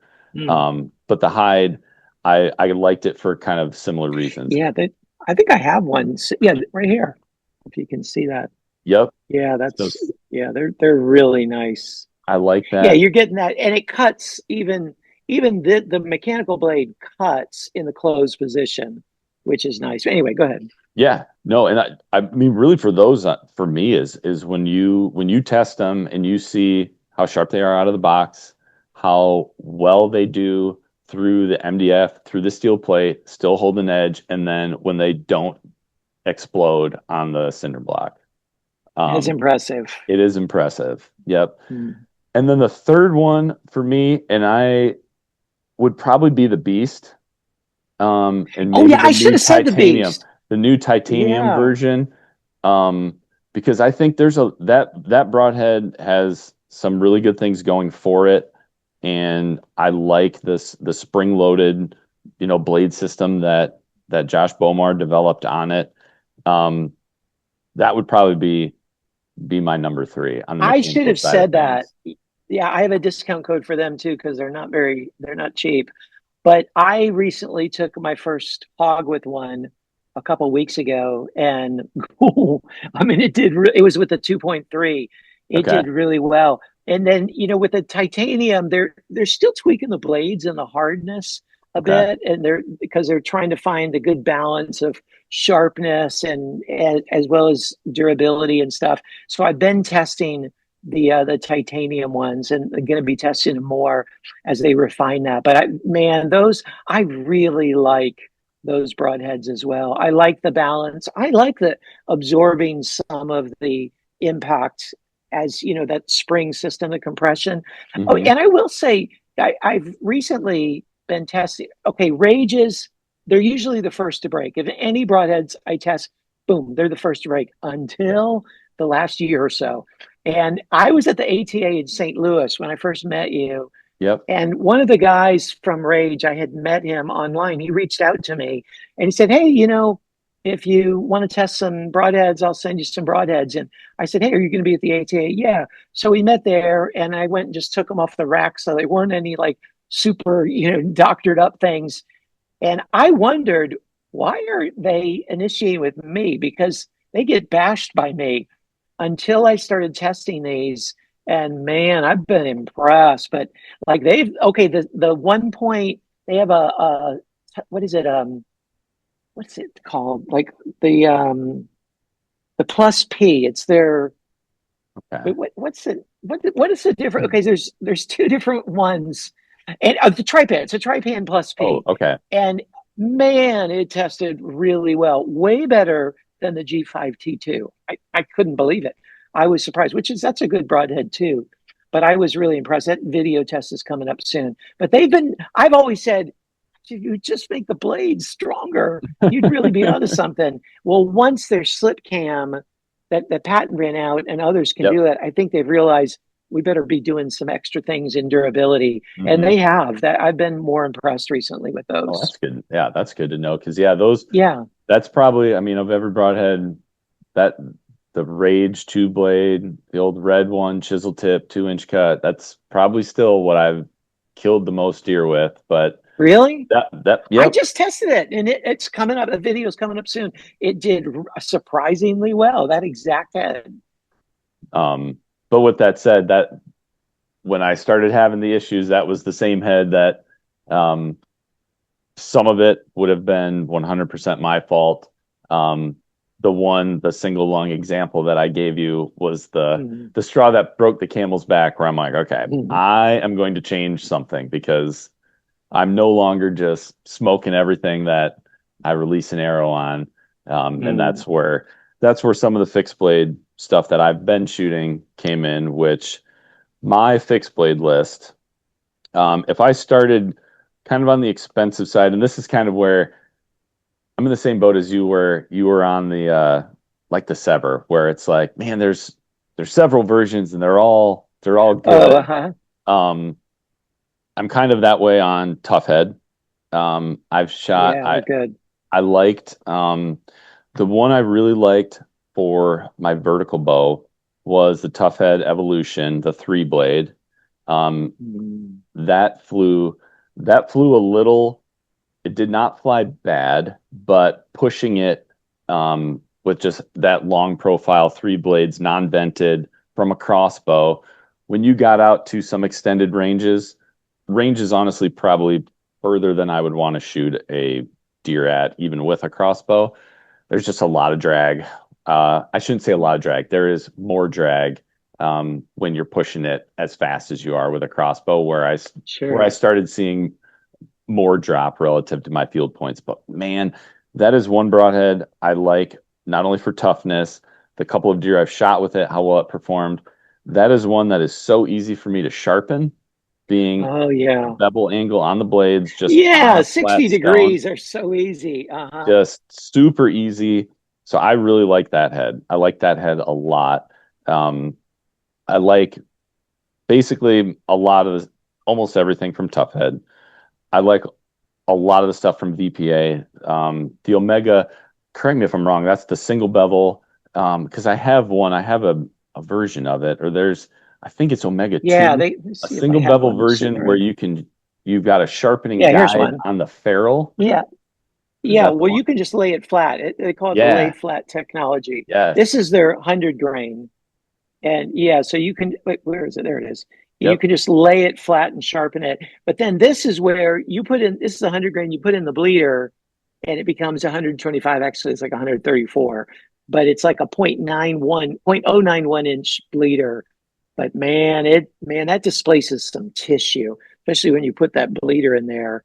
Yeah, it's a good one. So that one, but again, kind of on the tough head side of things, similar VPA. Anything from them on the fixed blade side of things, I really like. My my broadhead, like if you, at least at this point, if you said you can only shoot one broadhead the rest of your life right now, and what would it be? It is a Magnus Stinger 150 grain two blade. I Oh, that's interesting. Yep. And this is the one where I really like a lot of the Magnus stuff for the quality you get for the price that it is. And I've shot Hmm. Stinger, with the bleeders. I've shot the Black Hornets. I've shot the single bevels. I've had success with all of them. But I just absolutely love that two blade Stinger. Um, Ah. it has been one that it whether an arrow is tuned or not, I've had awesome flight with both compound bow and crossbow. Like it is out to 60 yards with a crossbow, pushing it as fast as you want to push it. It flies fantastic. I like that you get a little more without the bleeders. You get a little more beef on that aluminum ferrule because the blade is the same. I'm pretty sure the main blade is the same as the 125 grain. Someone might correct me if I'm wrong, but I think it is. But the ferrule size is a little different with no bleeders. And man, that the deer I've shot with it, this is where I've gotten, I would say, just fine blood trails, but the shot reactions with that broadhead have been just very minimal. It's zipped Yeah, in that's and out good. of them real well. And I kind of like the two blade in not only for a little bit more beef on the ferrule, but if I do go through bone, I know and I haven't, um, I guess with the exception of one, but it's one of those ones where going to kind of Ed Ashby's studies of it's if you are going to split bone, it's easier to split it in 90-degree. Like from Mm. his studies, the two blade does the best. The four blade does the next best, like splitting bone at Mm. 90-degree angles versus a three blade at 120. So Mm. knowing that if I do, even though it may not be the best shoulder penetrator, I think it's adequate if it has to. So that is my all-time favorite, at least to this point, and the one that, at least for me, I think is one of the Magnus stuff is some of the best bang for the buck you can get on the fixed blade side of things. Boy, it is a good bang for the buck, isn't it? It's amazing how they can do it, and then with the warranty as well, that you can just send it Yeah. back if it ever Yep. breaks. I mean, that's just outstanding. Yeah, that's good you share that. I haven't used them on hunts very much, though. The last several times I've tested, every Magnus is just stuck in the cinder block. Like I've been really impressed with the durability of those, even though they wouldn't strike me as being super durable. They end up actually being very durable. They're just so Hmm. well made. Yep. Yeah, that's good. So I wanted to maybe wrap this up with I guess maybe two questions. First one, John Lusk's most memorable hunt. Do you have one Oh, or maybe two? yeah, yeah. One that leaps to the forefront of my mind is this elk right behind me Okay. because it was over the counter unit. It was DIY. Me and two of my buddies. I work as a pastor, and I had two of my campus ministers. They work in campus ministries when we lived in Denver, and I taught them how to bow hunt, and so we went out on this hunt, hiked 8 miles back. I mean, way back there. First night we were out scouting, we were glassing, and bears ransacked our tent, and then we had stuff hung, in trees and everything. We did everything right, but I guess bears just smelled our scent. But they destroyed two of our tents. But we're like, and then just to get out there, we had this huge storm hit. To get to the spot where we parked, we had to clear away 11 deadfalls, like Oh gosh. 11. It just took forever.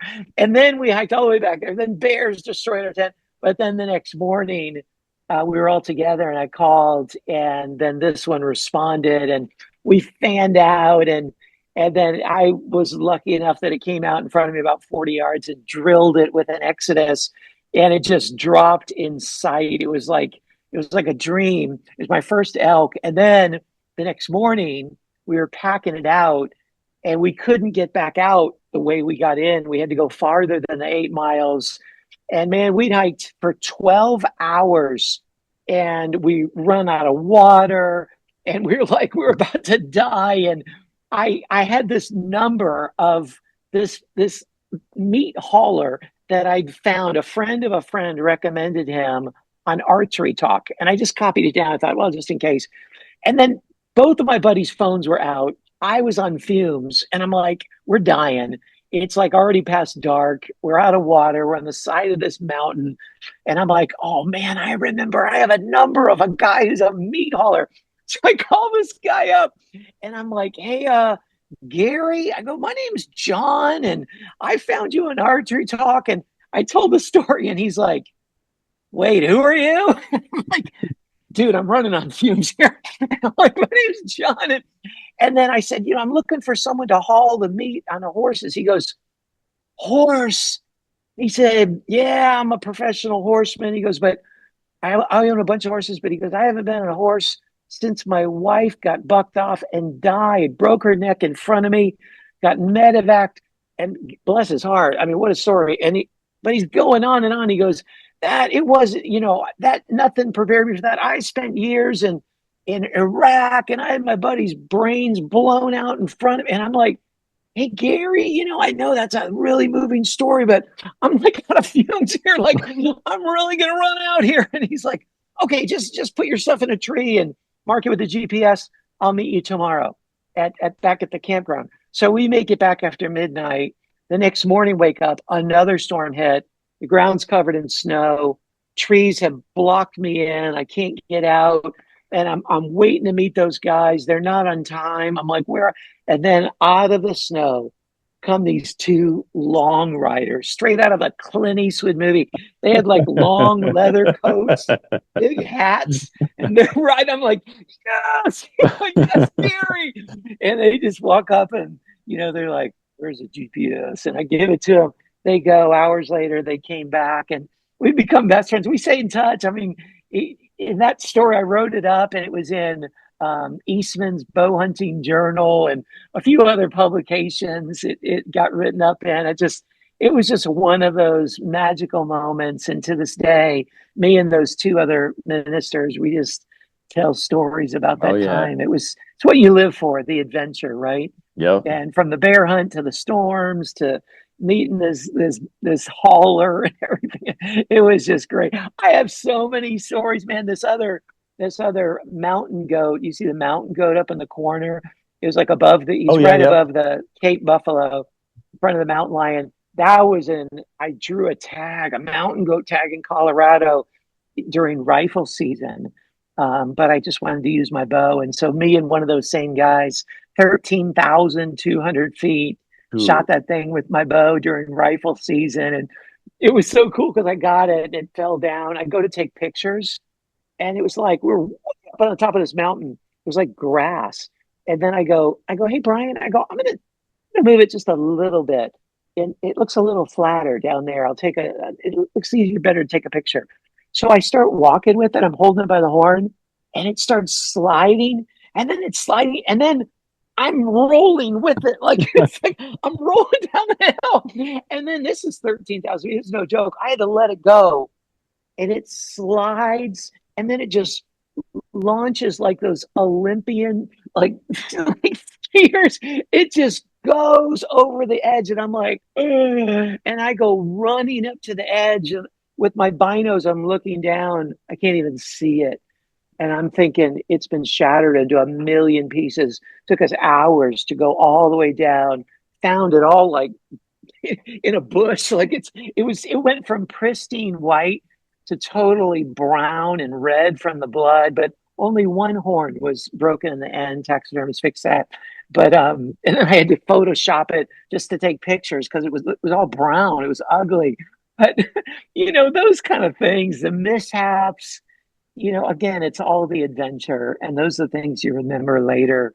But I count it as one of my greatest blessings, just to get to span the globe and chase different animals. And that's I want to do it while I can, while I have the health. And my health has been challenged a lot in the last year, unexpectedly. I've had no surgeries my whole life, and I've had like 6 in the last year. I and know. more on the way. It's just out of the blue, all these problems. And so you never know, and so I'm so glad I've been able to do some of these adventure hunts to just reminisce. Even if I don't get to do any more, I'm grateful for these, but hopefully I can do even more in the future. And I'm sure I speak for more than just myself that I am praying for you, and I know that there are a lot of people praying Uh, for you with your health issues, and we hope Thank that you. you've got lots more hunts ahead of you because we want more of that content, John. We Mm, need not only the broadhead mm, testing, we need that those awesome, on game performance hunts. So we're mm. praying for you here, and I'm sure lots of other people are too. So just know that. Thank you. Thank you, Matt. I gotta say, your faith is an inspiration to me. I Oh, see you do devotionals and share things, and I love it when people represent. And I don't want to rub anybody's nose in it. I know you don't either, but it's also you want to give God the glory, and He's absolutely. worth talking about. And so I really admire and respect you for doing that as well. No, thank you. That means a ton, especially coming from you. Thank you. I Mhm. appreciate that a lot.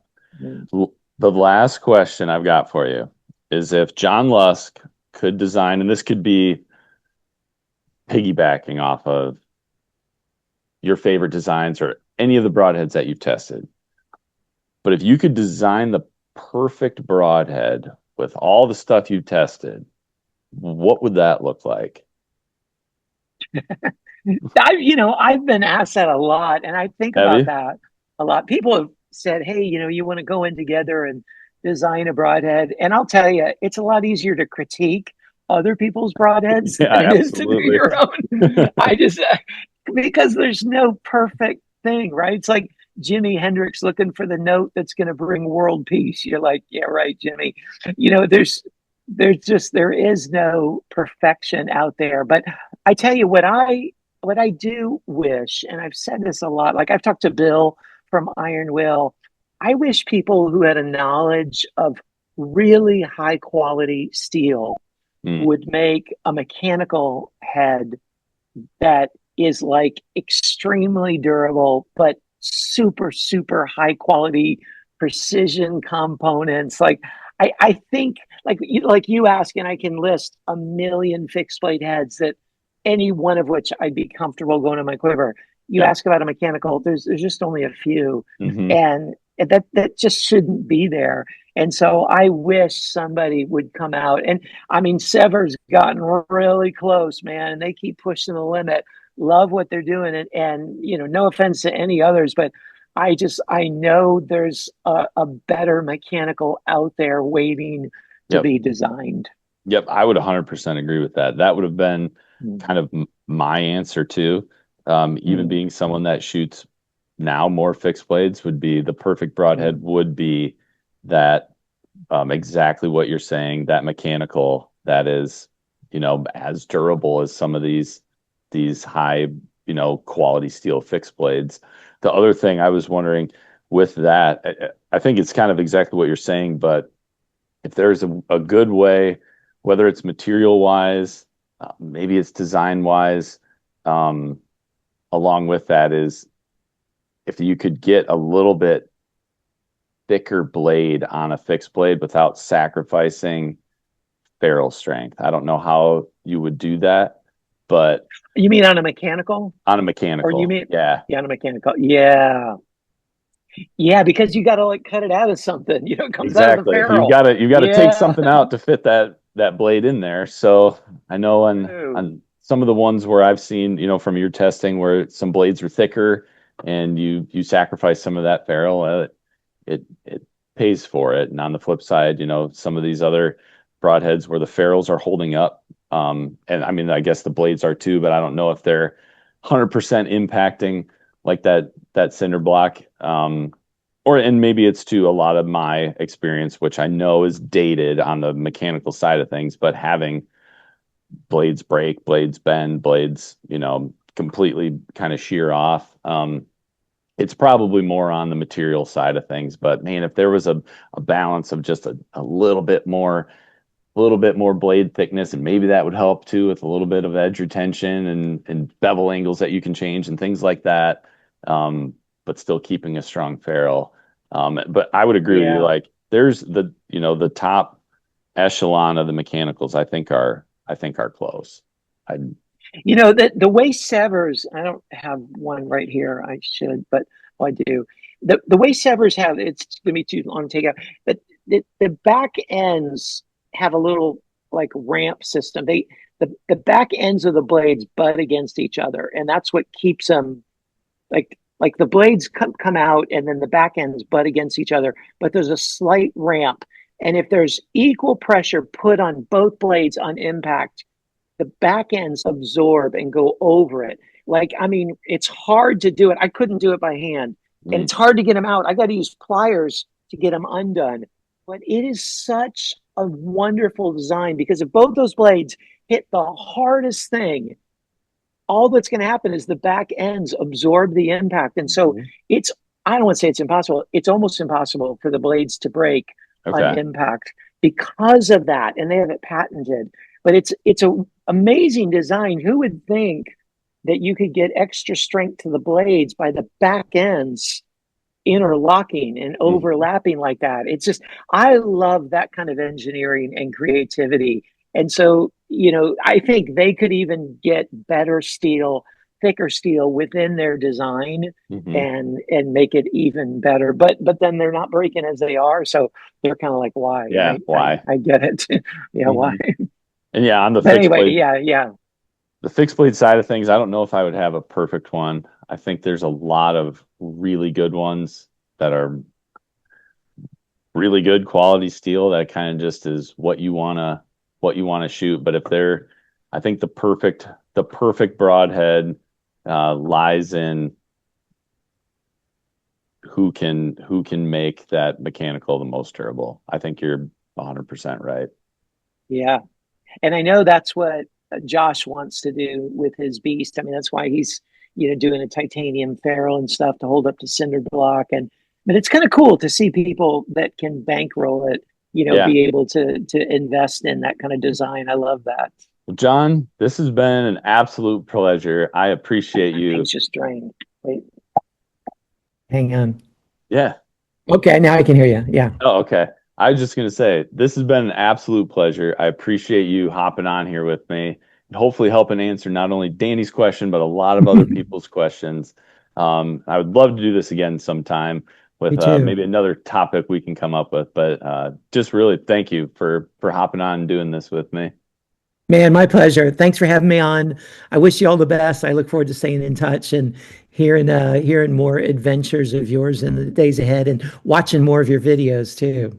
So I just want to say again, John, thank you for taking the time out of your schedule to do this interview with me and answer not only Danny's question, but a lot of people's question of what broadhead should I choose? Or maybe more importantly, what factors should I consider when choosing a broadhead? And guys, there are a lot of amazing people in the hunting industry, but you're going to be hard pressed to find someone that's as genuine, honest, and unbiased as John Lusk is. So if you haven't checked out his videos, his broadhead testing, some of his hunts, I've got a link down below in the description to his channel. Definitely check it out. Go on his descriptions of his videos. Use some of those promo codes that he's got for some of the broadheads that he recommends. And I've also got some links down below to some of the products that we discussed as well. So thank you guys for tuning in. I really hope you enjoyed this video. If you did, do me a favor, hit that like button down below. Also, don't forget to subscribe. We'll see you guys soon on the next video. Take care, God bless, and remember, be a sportsman, make a sportsman.